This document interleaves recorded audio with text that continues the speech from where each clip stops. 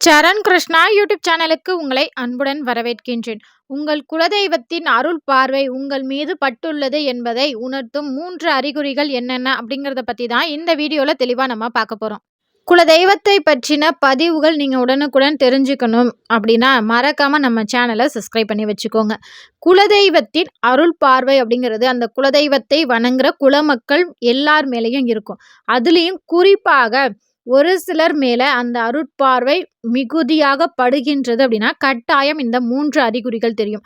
அதுல முதல் அறிகுறி என்ன அப்படின்னு பார்த்தீங்கன்னா, உங்கள் குலதெய்வத்தின் ஞாபகங்கள் அடிக்கடி உங்களுக்கு வருவது மற்றும் குலதெய்வம் சார்ந்த பொருட்கள் உங்களுக்கு வருவது, குலதெய்வம் உங்கள் கனவில் வருவது, குலதெய்வத்தின் நினைவுகள் அடிக்கடி உங்களுக்கு வந்து கொண்டே இருப்பது. இது அனைத்துமே குலதெய்வம் உங்களை பார்க்க வேண்டும் என ஆசைப்படுகின்றது. குலதெய்வத்திற்கு உங்களை ரொம்ப பிடிச்சிருக்கு. குலதெய்வத்தின் அருள் பார்வை உங்க மேல பட்டுள்ளது அப்படிங்கிறத நீங்க கட்டாயம் தெரிஞ்சுக்கலாம். இதுல என்னங்க சிறப்பு இருக்கு? இது எல்லா வீட்லயும் நடக்கிறது தானே. எங்க குலதெய்வத்தை எனக்கு ரொம்ப பிடிக்கும். குலதெய்வம் அடிக்கடி கனவுல வர்றது, இல்ல குலதெய்வத்தை நாங்க தினமுமே நாங்க வணங்க தான் செய்வோம். இதுல என்ன பெருசா இருக்கு அப்படின்னு கேட்டீங்கன்னா, குலதெய்வம் அவ்வளவு எளிதாக யாருடைய கனவிலும் வராது. அதே போல குலதெய்வம் சார்ந்த பொருட்களுமே அவ்வளவு எளிதாக எல்லார் வீட்டிலும் வந்து அடையாது.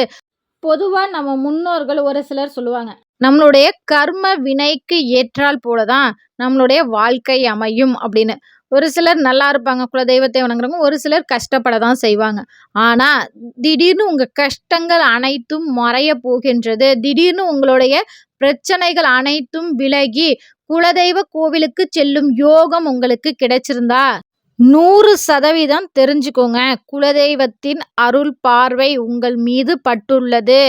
ஏன்னா குலதெய்வத்தின் அருள் பார்வை உங்க மேல இருந்தாதான், நீ என்ன பார்க்கணும். உனக்கு என்ன இவ்வளோ பிரச்சனை இருக்கு, அவ்வளோதானே. உன் பிரச்சனை எல்லாத்தையும் நான் முடிக்கிறேன். நீ வா என் எல்லைக்கு வந்து நில்லு. உன் குடும்பத்தோட வந்து நில்லு. எனக்கு படையல் போடு அப்படின்னு உரிமையாக கேட்கும். அது மட்டும் இல்லை, ஒரு சிலரிடம் குலதெய்வ கோவிலுக்கு போகணும் அப்படின்னு முயற்சி பண்ணோன்னே அப்போ அவங்களுக்கு தோணுவது, சாமிக்கு புடவை எடுத்துட்டு போனா பரவாயில்லையே, எந்த கலர் எடுக்கலாம் அப்படிங்கிறப்ப அந்த கனவுலயே வரும். இல்ல சாமி அந்த கலர் புடவை கட்டிட்டு வர்ற மாரி, இல்ல ஒரு சுமங்கலி பெண்கள் வந்து உங்களுக்கு பெண் தெய்வம் அப்படின்னா, ஒரு சுமங்கலி பெண்கள் ஒரு மஞ்சள் கலர் புடவை உங்களுக்கு குலதெய்வம் ஆசைப்படுது அப்படின்னா, ஒரு மஞ்சள் நிற புடவை கட்டிக்கிட்டு ஒரு சுமங்கலி பெண்கள் வருவது, இல்ல ஒரு ஆண் தெய்வம் அப்படின்னா, தலப்பாக வந்து வாங்கி தரேன்னு சொன்னியேப்பா, எடுத்துட்டு வரலையா அப்படின்னு சொல்லி கனவுல வந்து உரிமையாக கேட்பது, இது அனைத்துமே குலதெய்வத்திற்கு உங்கள ரொம்பவே பிடிச்சிருக்கு. உங்க கையால குலதெய்வத்திற்கு நீங்க வஸ்திரம் உங்க கையால வாங்கி குடுக்கணும் அப்டின்னா, அந்த தெய்வமே ஆசைப்படுகின்றது. அது மட்டும் இல்ல, ஒரு சிலர்லாம் பார்த்தீங்கன்னா,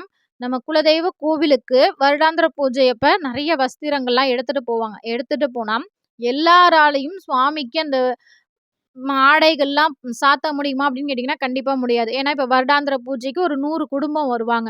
100 பேருமே வஸ்திரம் எடுத்துட்டு வரும்போது, சாமியால ஒரு வஸ்திரம் மட்டுமே அந்த நேரத்துல சாமிக்கு அலங்காரம் பண்ணியிருப்பாங்க. மிச்சத்தெல்லாம் சாமி மேல அப்படி அப்படியே தான் போட்டிருப்பாங்க. இது பலருக்குமே ஒரு ஏக்கத்தை ஏற்படுத்தும்.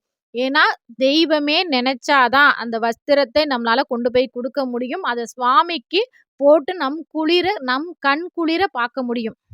இது போன்ற அனுபவங்கள்லாம் பலரோட வாழ்க்கையிலயுமே உண்மையாகவே நடந்து கொண்டு தான் இருக்கின்றது. இது போன்ற அறிகுறிகள்லாம் உங்களுக்கும் நடந்துச்சு அப்படின்னா, மறக்காம இந்த வீடியோக்கு ஒரு லைக் பண்ணி, ஓம் குலதெய்வம் நமக அப்படிங்கிற கமெண்ட் பண்ணுங்க. ஏன்னா, இதெல்லாம் நடந்துச்சு அப்படின்னாலே குலதெய்வத்தின் அருள் பார்வை உங்களுக்கு மட்டும் இல்ல, உங்க குடும்பத்திற்கே உங்கள் குலதெய்வத்தின் அருள் பார்வை நிறைவாக இருக்கின்றது அப்படிங்கிறத நீங்க தாராளமா தெரிஞ்சுக்கலாம். இன்னும் ஒரு சிலர் குலதெய்வ கோவிலுக்கு போவாங்க. போகும்போது தனக்கு இவ்ளோ கஷ்டம் இருக்கு, எனக்கு இவ்ளோ பிரச்சனை இருக்கு, இந்த பிரச்சனையெல்லாம் நீ தீர்த்து வைம்மா அப்படின்னு சொல்லி மனசுல உள்ள பாரத்தை இறக்கி வச்சுட்டு வருவாங்க. இறக்கி வச்சுட்டு வந்த ஒரு 3 பௌர்ணமி அல்லது 5 பௌர்ணமிகள்ல உங்க பிரச்சனைகள் அனைத்தும் முடிவுக்கு வந்தால், கட்டாயம் நீங்க தெரிஞ்சுக்கோங்க. குலதெய்வத்தின் அருள் பார்வை உங்களுக்கு கிடைத்துள்ளது.